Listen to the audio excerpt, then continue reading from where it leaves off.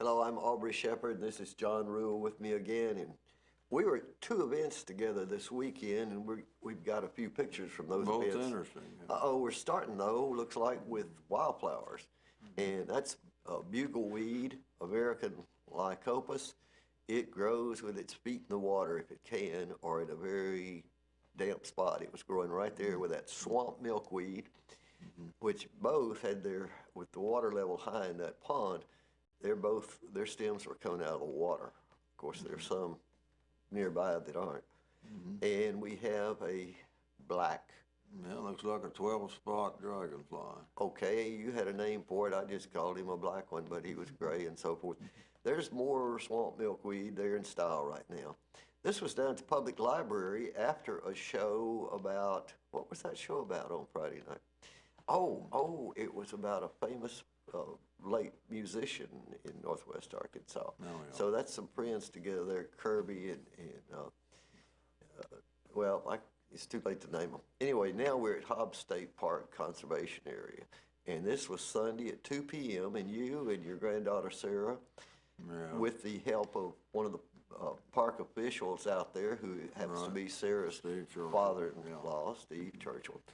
And here are just a few pictures of some of the people who were after enjoying the show.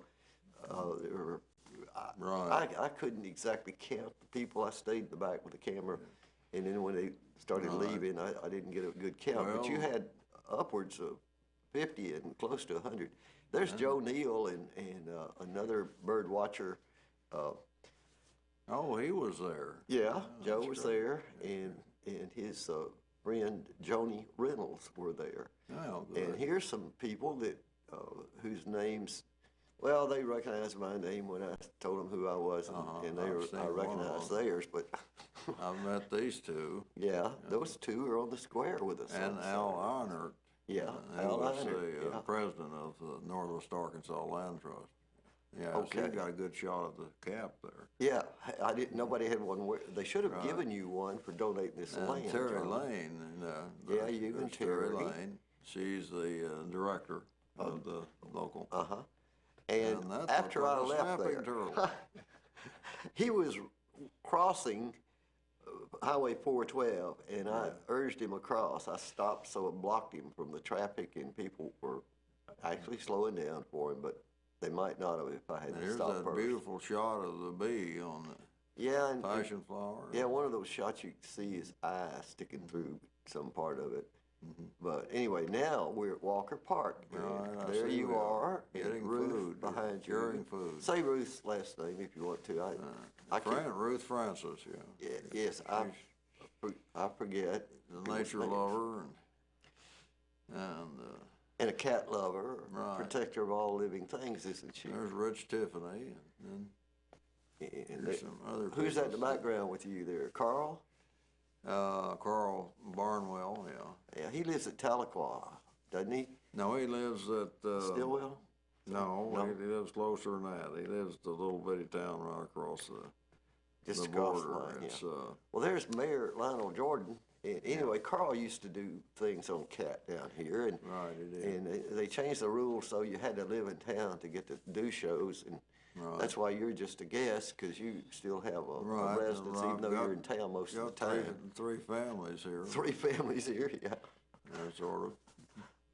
So this was a great event commemorating Nagasaki, Hiroshima bombings, and they're very emotional speeches. And hoping it'll never happen again. I see you and Ruth again there from a different side of the room. I was making pictures all across the room. There you are talking to Mayor Jordan, and he spoke twice. Yes.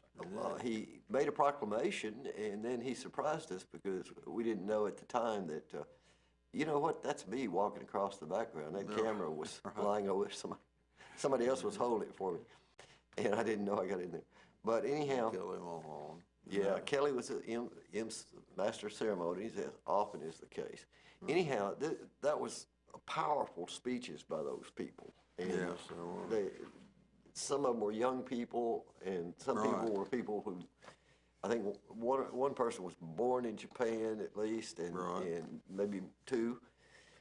Yeah. Till next time. Born at or after right at the Hiroshima. stream Yeah. blast. Do your part to help keep the water clean, and don't let any bombs go off on the earth again, please. See ya. Hello, I'm Aubrey Shepherd with John Rule on the, what is this, the 12th of August 2013. That is the not Spout Spring, that's Tanglewood Branch, where it comes under MLK, and that there's going to be a bridge across it. And that bridge will go in, and that trail will run up to those apartments, and then turn along the stream, then go through over another bridge. It's a very expensive way to get people about 3 blocks, and it's really absurd. But anyway, you can see the trees that aren't really protected very well while this work's going on. They're building that tunnel. They've got the street tied up. You can see basket flowers in several different. I don't know how many basket flowers I photographed, but there's a little difference in each one. There's one after it's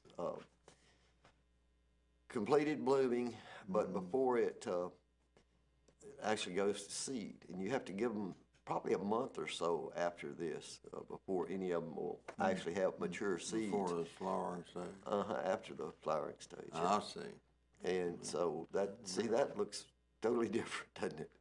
So they just go through all those configurations. That you can see several different way it looks there. When they start looking raggedy on the end like that, that means they're just about done. You know, this next rainfall will shut them down. But you can see in the background, you're looking to the east, and that railroad runs along the side of Pinnacle Prairie. So this is on Pinnacle Foods property, and you have to be nice on their property. If you go there and don't know anybody there, see the little, caterpillar on the side? No, What's that? well, that doesn't have, yes, that's a spice bush, swallowtail. It has those, the faint dusty white, 2 faint dusty white streaks near the tails, just above the tails. Yeah. Thank you. I haven't struggled with swallowtails. I do too. That's the compass plant. You see a little yellow creature on there? Yes, I do. I don't think it's actually a spider, but and on this one you see a greenish looking one up at the top of the flower. Yes, I do. And then there's this is, what do you call Buttercup slime? Partridge pea. Oh, partridge pea. Yeah, that's also a native, and it looks similar to some non-native things, and I always have to try to look them up. And I believe that's also a native legume, that tiny pink thing The blossom looks like that. And that is a native thistle. How do you know it's a native thistle? Well, they all look alike, right? No, not exactly. Not exactly. The worst non-natives are, now see the white under the bottom of the leaf on this one? That's an indication it is a native. And it's not nearly as dangerous to touch as those non-natives. They'll just rip your hands up and you try to grab them, you know.